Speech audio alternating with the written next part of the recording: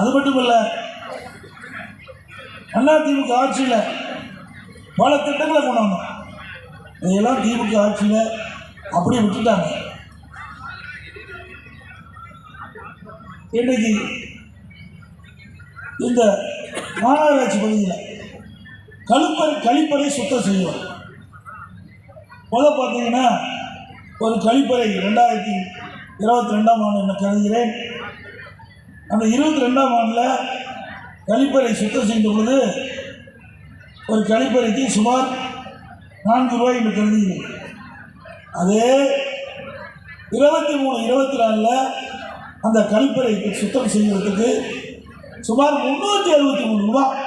ஒரு கழிப்பறை, ஒரு கழிவறையை சுத்தம் செய்வதற்கு 363 ரூபா. அதில் மட்டும் சுமார் 450 கோடி சென்னை மாநகராட்சியிலே ஊழல் நடைபெற்றதாக செய்தி வந்திருக்குது.